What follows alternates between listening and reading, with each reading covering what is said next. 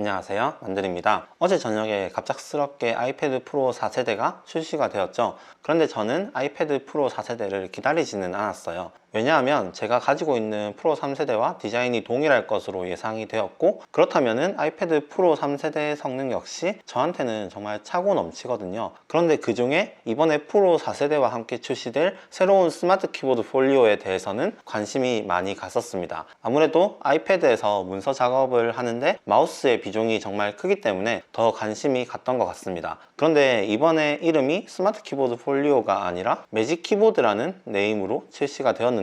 아마 가격이 매직스러워서 이름을 매직 키보드로 지은 것 같습니다. 아무튼 이 매직 키보드에 트랙패드를 사용할 수 있다는 것은 일반 트랙패드도 연결을 하면서 함께 사용이 가능하다는 말이 되겠죠? 그래서 오늘은 제 아이패드 프로 3세대의 트랙패드 그리고 매직 마우스 2를 연결을 해서 사용하는 모습을 여러분께 보여드리도록 하겠습니다.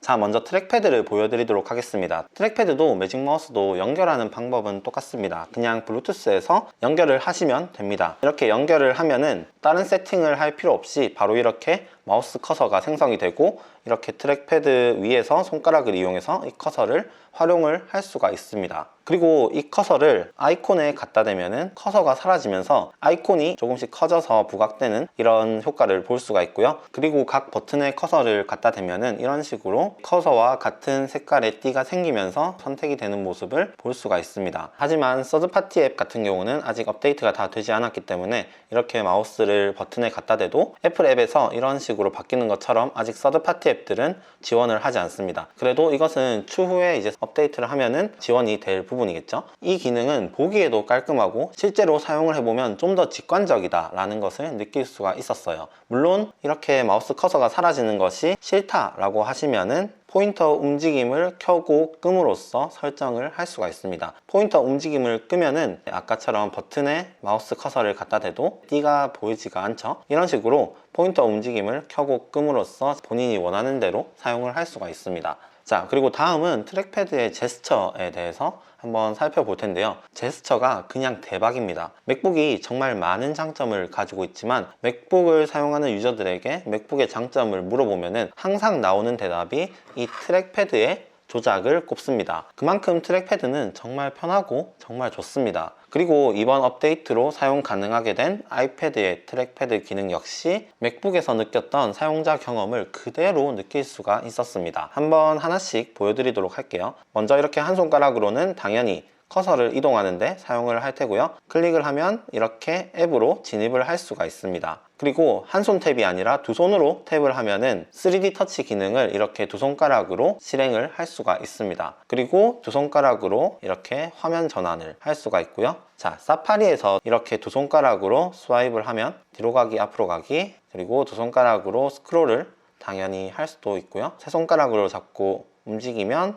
이렇게 앱 간의 전환도 가능합니다. 그래서 맥북에서 쓰는 트랙패드의 느낌을 그대로 가지고 사용을 할 수가 있어요. 마지막으로 세 손가락을 가지고 위로 쭉 올리면 홈 화면으로 돌아가는 거. 맥북과 완전하게 동일하진 않지만 어느 정도 맥북과 거의 비슷한 사용자 경험을 제공을 하고 있고, 맥북에서 사용하던 트랙패드의 느낌 그대로 아이패드에서 사용을 할 수가 있습니다. 그래서 매직 키보드가 정식 출시가 되면 아마 아이패드를 더 PC에 가깝게 사용을 할 수 있을 것 같다라는 생각이 들더라고요. 자, 그러면 다음으로 매직 마우스를 연결을 해서 사용해 보겠습니다. 매직 마우스는 써보신 분들은 아시겠지만 마우스와 트랙패드가 합쳐진 애플의 계륵 같은 기기라고 할 수 있습니다. 확실히 제스처를 사용할 수 있다는 점이 좋기도 하지만 가격이 비싸고, 그리고 정말 애플의 완성형 디자인을 보는 듯 하면서도 최악의 그립감, 아마 정말 예쁜 디자인 때문에 매직 마우스를 구매를 했다가 지금은 서랍에서 잠자고 있을 분들이 많을 줄 압니다. 그런데 매직 마우스의 작은 사이즈는 휴대성에 특화된 아이패드에는 찰떡같은 파트너가 될 수가 있습니다. 과연 매직 마우스를 트랙패드와 같이 제스처를 활용할 수 있을까요?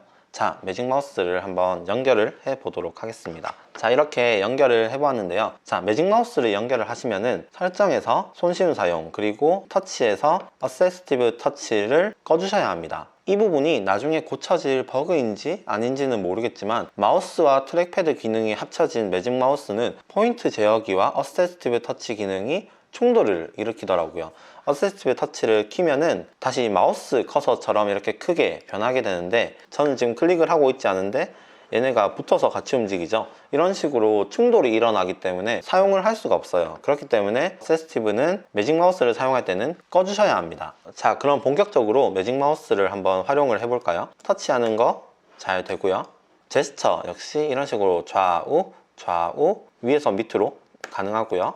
그리고 사파리에서 좌에서 우로 스와이프를 하면은 뒤로 가기, 반대로 하면은 앞으로 가기, 그리고 위아래 스크롤까지. 원래 맥북에서 한 손가락으로 매직 마우스를 사용할 때 했던 제스처는 모두 사용을 할 수가 있습니다. 하지만 매직 마우스의 활용은 여기서 끝입니다. 아까 트랙패드에서 보여드렸던 두 손가락으로 앱 전환하는 거라든지, 그리고 세 손가락으로 홈 화면으로 가기 같은 멀티터치 제스처가 전혀 먹지가 않습니다. 매직 마우스에서는 이런 식으로 싱글 터치 제스처만 먹어서 두 손가락, 세 손가락으로 하는 제스처는 전혀 먹지를 않아요.